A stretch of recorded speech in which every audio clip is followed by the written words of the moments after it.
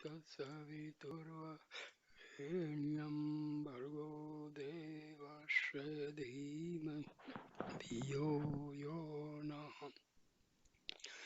प्रचोदयात्। ओम शांति शांति शांति।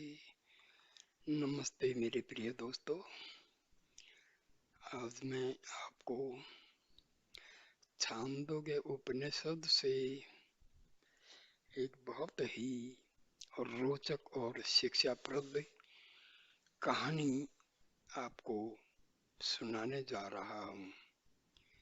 कहानी का शीर्षक है तीन रूप।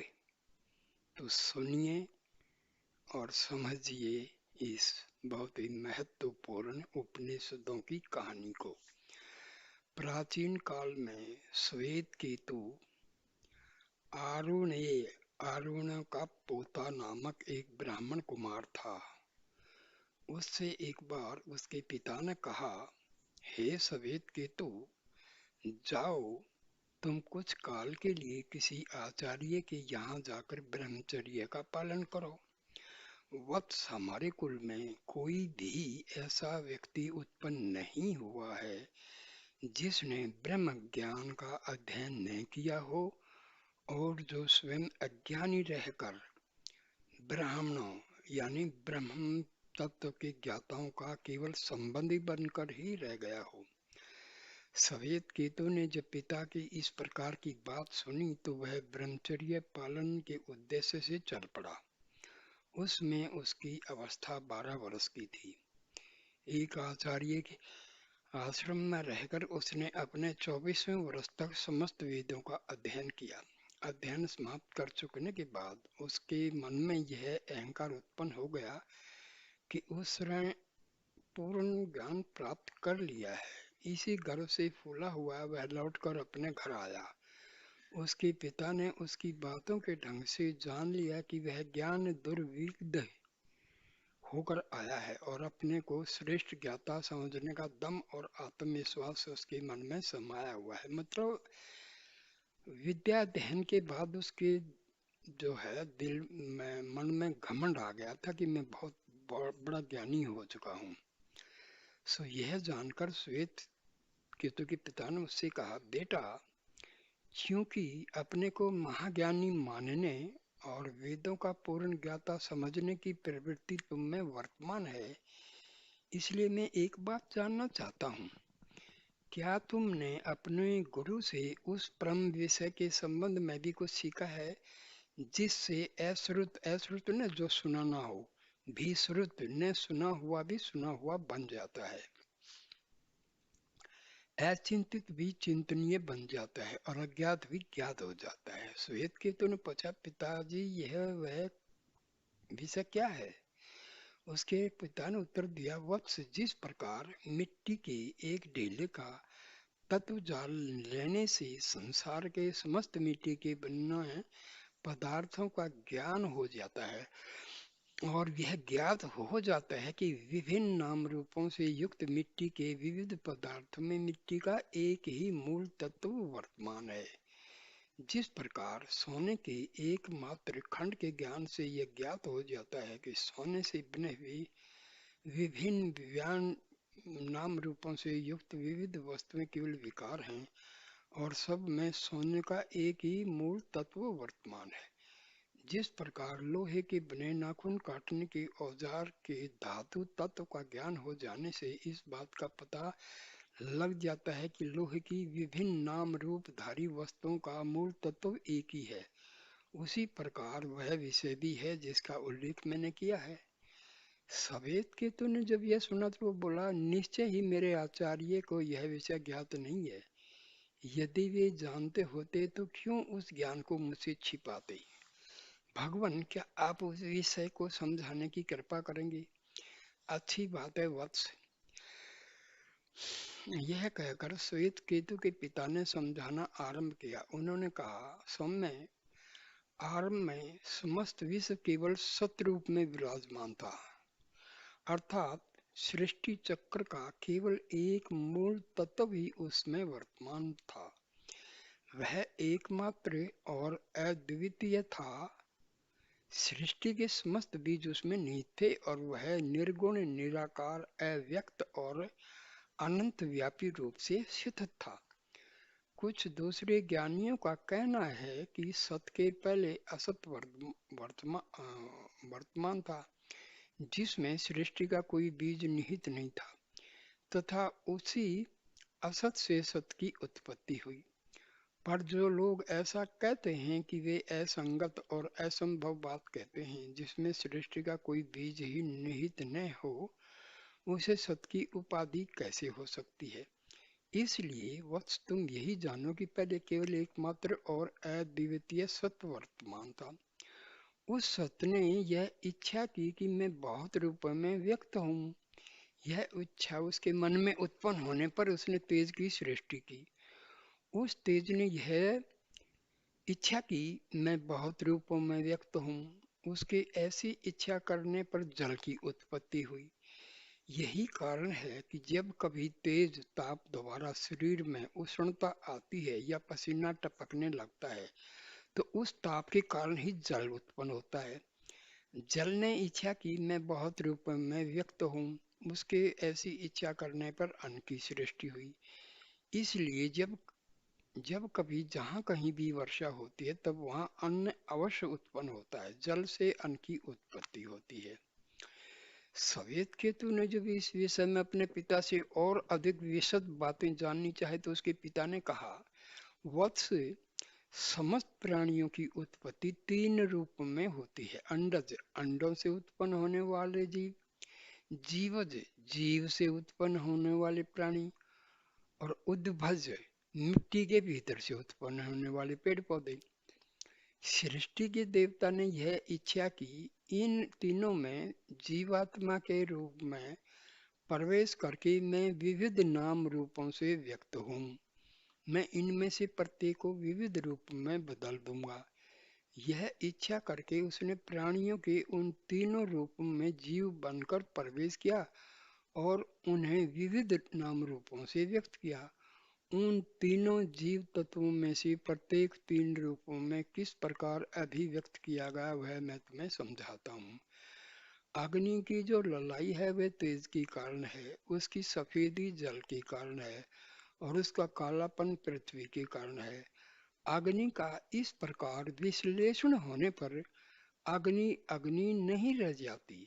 जिस प्रकार कपड़े का तार तार अलग हो जाने पर फिर वह कपड़ा नहीं रह जाता, इसी प्रकार अग्नि एक शब्द मात्र रह जाता है। वास्तविक जो कुछ है वह उसके तीन मूल रूप हैं, मूल तत्व हैं।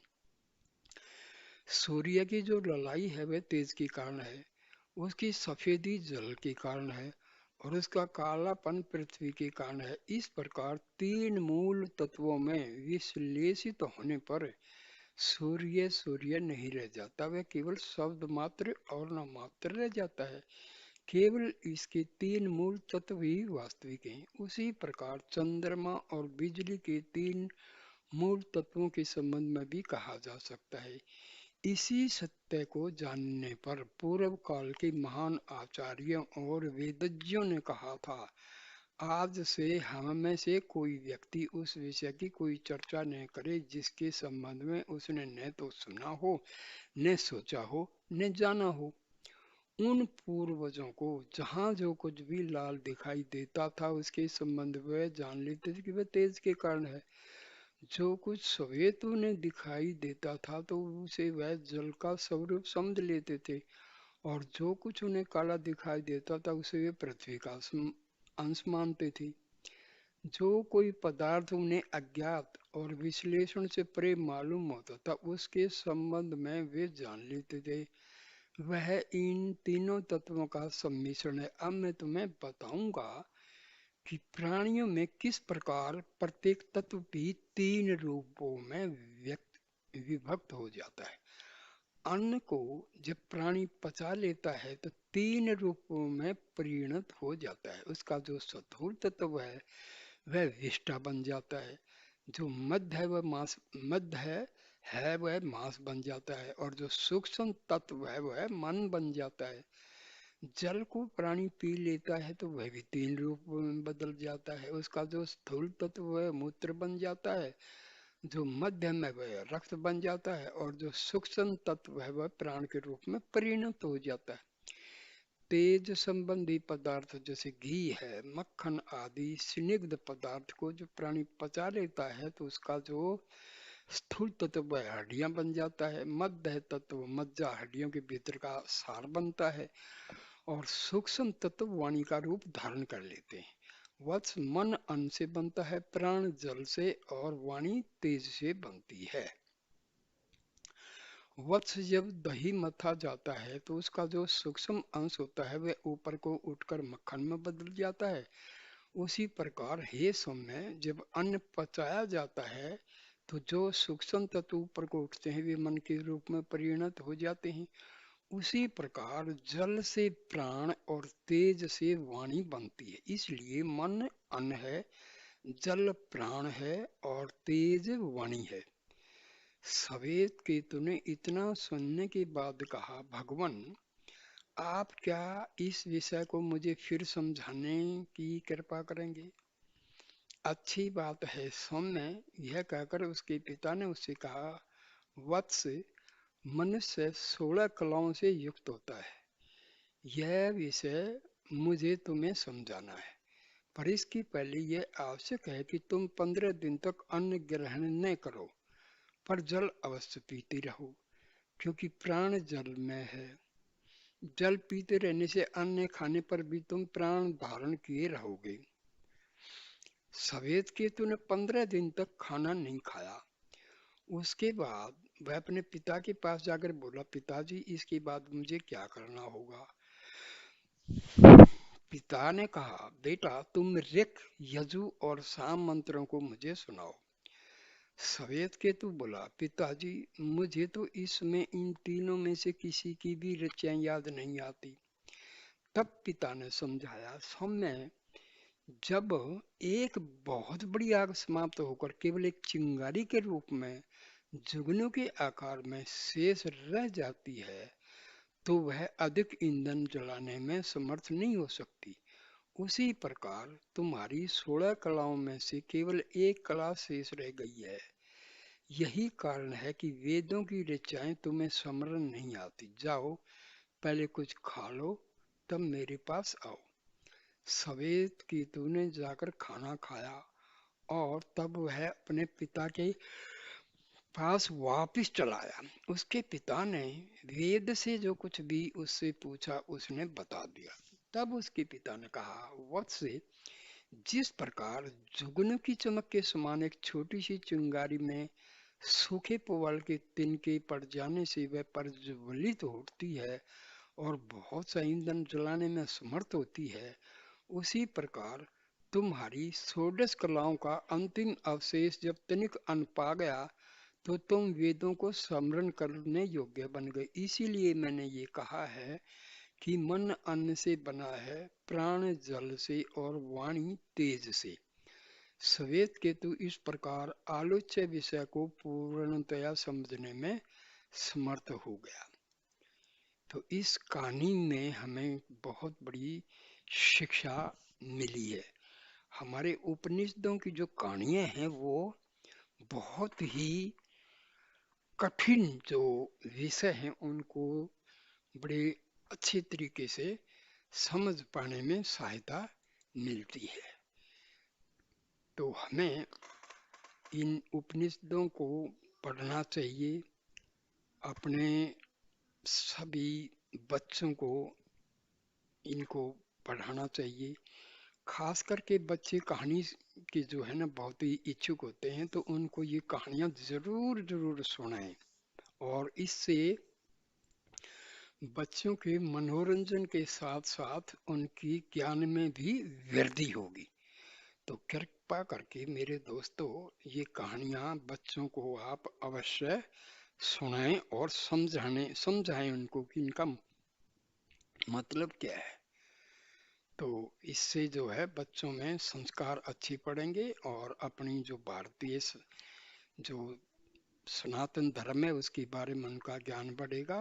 वेदों में रुचि बढ़ेगी। शास्त्र, वेद शास्त्र, पुराण वगैरह, रामायण महाभारत की कहानियां आप हमेशा सुना कीजिए।